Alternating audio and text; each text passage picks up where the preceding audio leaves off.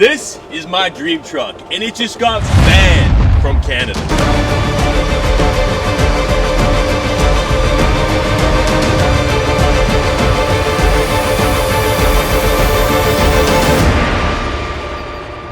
I'm gonna break down the 5 reasons why they banned it and why it's a bunch of bullshit. And for those who don't know, this is the Golden Cummins. Back in 2023, 4 years after getting this rendering made, I finally had the opportunity to build the truck of my wildest dreams. And since its completion back in 2023, it's impacted well over 100 million people through my videos off-roading, upgrading the truck, and of course, getting harassed endlessly by the police. So right here we have this beautiful stack of tickets and defect notices from Canada, and the part specifically in Canada that I got all these tickets in is Manitoba. The first time I got pulled over, it was by 2 cops from the RCMP. They gave me these 4 tickets right here. They told me I had 28 days that I could drive the truck before it's going to be suspended. A week later, I got pulled over by the Winnipeg police. Just been on the phone ever since he pulled us over. Just because it's not street legal. Like, it's the furthest thing from street legal. They literally just told me I can't drive the truck at all, and we have to tow it from where we're at right now. And they told me, you cannot drive this truck anymore on the road. You have to get it towed today. There's no more driving it. It's completely illegal. Once we've gone through all 5, I want you to be the judge, and comment down below if you think it's fair that I got banned from Canada for these things right here. Let's get into it. So number 1 is the bumper height. These bumpers on this truck make this truck illegal because they're more than 29 inches off the ground. Now here's the argument behind this thing. Basically, the cops pulled me over. They're like, yeah, we're worried about your bumpers because hypothetically. So hypothetically, if you slam on your brakes because there's a kid passing the street or something like that, crossing the street, and I slam into the rear of you, the bumper's going to go through a car's front windshield. If a kid were to run out in front of you on the road and you had to slam on your brakes, then me driving behind you, I could go under your truck. Bruh. Hypothetically, if you're flying an airplane and the engine fails, you're probably gonna fall down to the ground and die. So there's a few things here that people, especially this cop, failed to realize. I'm sitting up nice and high, right? So if anything is going on in front of me, I have a bird's eye view of anything that's going on the road. I get way more reaction time than any other vehicle on the road, making this thing actually way safer in that regard. There's plenty of other vehicles on the road that if you rear end them, you're gonna be in much worse conditions, such as a gravel truck, for example, but somehow they're still not banned from Canada. Last time I checked, if you rear end somebody in traffic, you're automatically at fault. So why should it be my responsibility to make sure everybody else on the road is paying attention? I'm going to be the last person slamming on their brakes because of something happening in traffic. I'm going to see what's happening on the road before anybody else, and this hypothetical situation just doesn't hold up. Okay, next one, number 2. I got a lot to say about this one because it doesn't make any sense on so many different levels. We got fenders, mud flaps, no spray coverage. If you're an American watching this, especially somewhere in the South, you're probably like, what's wrong with his fenders? There's a huge concern in Canada. Their big thing that they get so worked up about is you can't have any tire sticking out past the body of the vehicle, because if you do, you're going to shoot up a stone and it's going to hit somebody's car and it's going to ruin their life. And this actually happens never. Look at this tread. You think a little stone from the highway is going to get stuck in there and thrown up at somebody? It's just not going to happen. The thing that doesn't add up about this is there's so many places in America where they do not care about having wheel poke. Like here in Florida, for example, I drive around like this all day, every day, and for some strange reason, people don't get window chips in the South, but in Canada, apparently they do. We actually got pulled over on one occasion and the cop came up to the window absolutely livid because there was tire poke on the truck. What are you so worried about? Why are you dedicating your life to stopping little pebbles from flying up in the air, potentially on the road, when you could actually be out there fighting real crime or doing something useful with our tax dollars? So in order to conform legally, you have to have a mud flap that covers all possible spray. Just like this, and then we're safe for the roads again.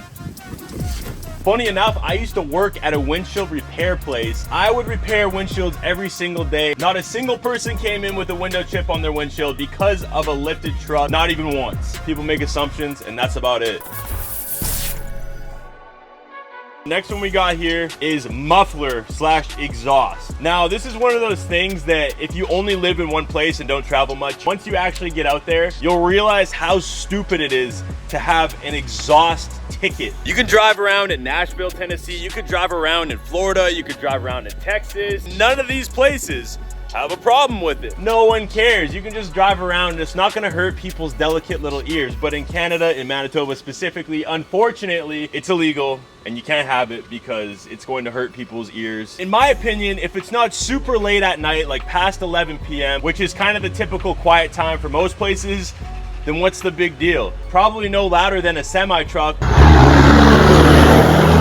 which are all over the road. So really, what is the big deal about having a slightly louder exhaust driving during the daytime? Definitely not a reason to give somebody a ticket and ban a vehicle from a country.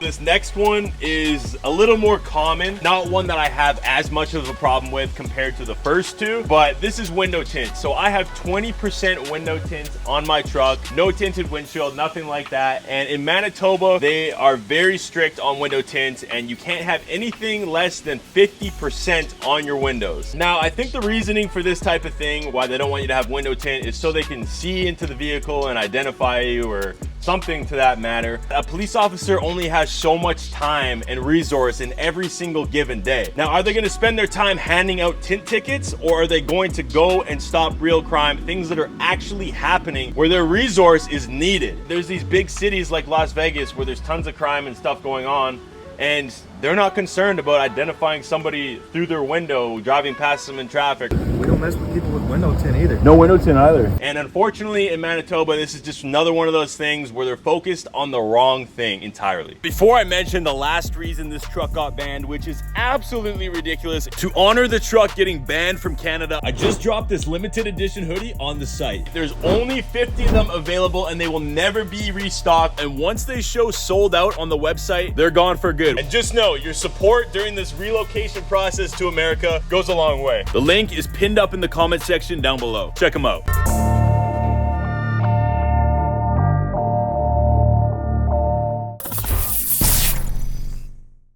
Oh man, okay, here's the fifth one. This is for turn signals.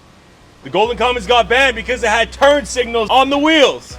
So y'all know the 12-row switchback wheel lights from Adrenaline Off-Road, the brightest wheel lights on the market by the way, are apparently illegal in Manitoba because they have a turn signal indicator that comes on when you're turning left or right. So I'm just off you for the lights. Lights? Well, your lights on your rear axle. They put off-road lamps not covered with an opaque cover. They basically want me to cover up the switchback turn signals on the road so people have less clarity on which lane I'm switching into. I cannot comprehend at any level. This shit doesn't make any sense at all, bro. Like, that's a complete logic fail entirely. And I'm still cannot believe they gave me that ticket, and it's part of the reason why this truck has been banned from the country. And the only argument I've heard from their side is that it could distract drivers on the road. That is going to make me more visible to drivers at night, and it'll make everything safer for everybody on the road in general. And what's even more messed up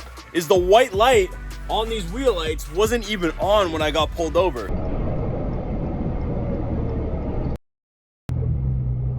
I was just using the turn signals to turn. How is that more distracting than a police pulled over on the side of the highway with the brightest strobing lights possible, blinding every driver in sight? What I really think this one comes down to is it's just another reason to generate easy cash flow. But with all that being said, this is what I believe to be the biggest problem of all. As mentioned before, in my opinion, police should be focused on real crime, but instead they're spending all this time and resource making up hypothetical situations. We're just out here doing what we love, customizing our vehicles, but we're being harassed when they should just be spending that time on things that actually matter. With this truck, I've lived in Texas, I've lived in Florida, and I've spent time in nearly 40 different states. Cops in most of these places could not be bothered to mess with me and my truck at all, or invest any of their time into giving me tickets for this truck. And I've asked so many of the police in so many different states across America, why do they not pull this truck over? Why do they not harass me? So So up in Canada, they always trip a lot over like if your truck doesn't have mud flaps or the tires are sticking out, something like that. Why don't you guys care about it? Yeah, I mean, we stay pretty busy out here. Why don't they pull trucks like this over here in Miami? Because it's legal. Good shit. Awesome, man. The reason I'm pulling you over is because your truck is way too high to be street legal. It's gonna be a nightmare. You have to pull over like If they put all their time, energy, and resource into fighting real crime instead of harassing people who just enjoy modifying their vehicle for the fun of it, then I think we would have a much better Canada. So again, my question to you at home, was the banning of the Golden Cummins fair? Or was it in fact a bunch of BS? Comment your opinion down below.